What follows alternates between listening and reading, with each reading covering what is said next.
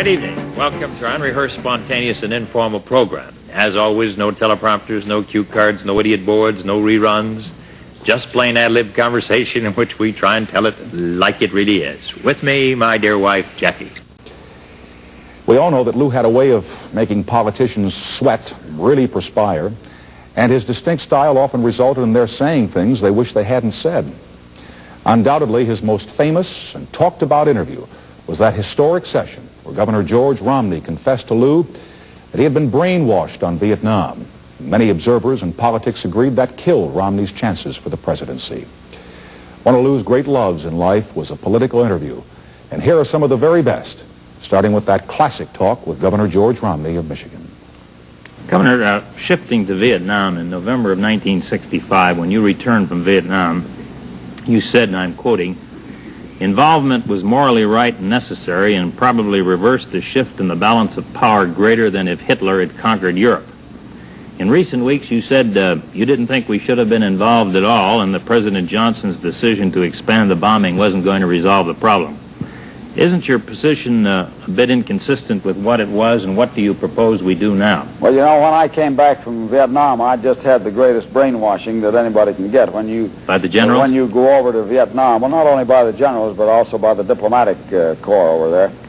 And they do a very thorough job. And since returning from Vietnam, I've gone into the history of Vietnam all the way back into World War II and before.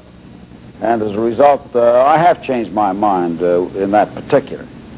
I no longer believe that it was necessary for us to get involved in South Vietnam to stop communist aggression in Southeast Asia and to prevent communist domination Chinese communist domination of Southeast Asia.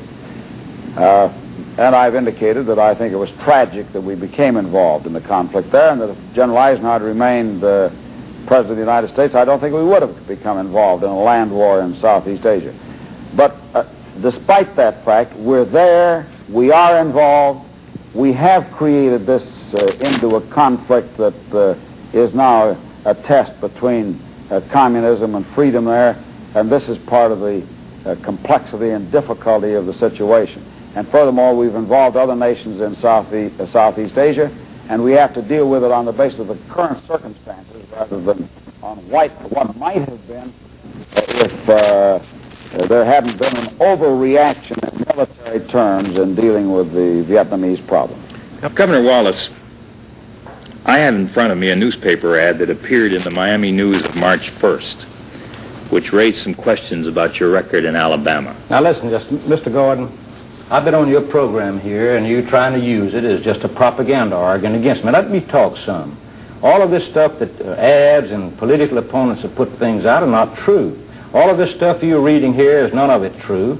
I wouldn't have been elected governor of Alabama had it been true. And so if you want to talk to a governor of a state in a proper fashion without trying to read the propaganda of ACLU lawyers that you did a moment ago, the American Civil Liberty Union. Whose propaganda? George Dean. I read from a reporter from the Tuscaloosa News. That's all right. That's a propaganda Governor, you're supposed to be able to take care of yourself. People are criticizing you. You told me, before you began this program, I said they referred to my wife and I as Beauty and the Beast. You said that would be nice if they talked about you that way.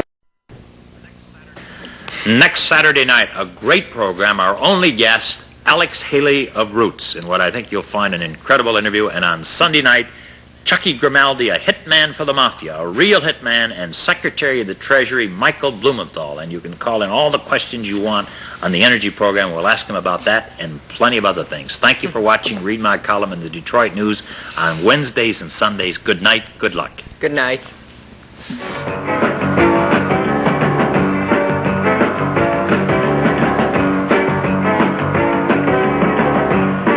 Expressed are those of the participants and Lou Gordon, and do not necessarily reflect the views of this station or Kaiser Broadcasting.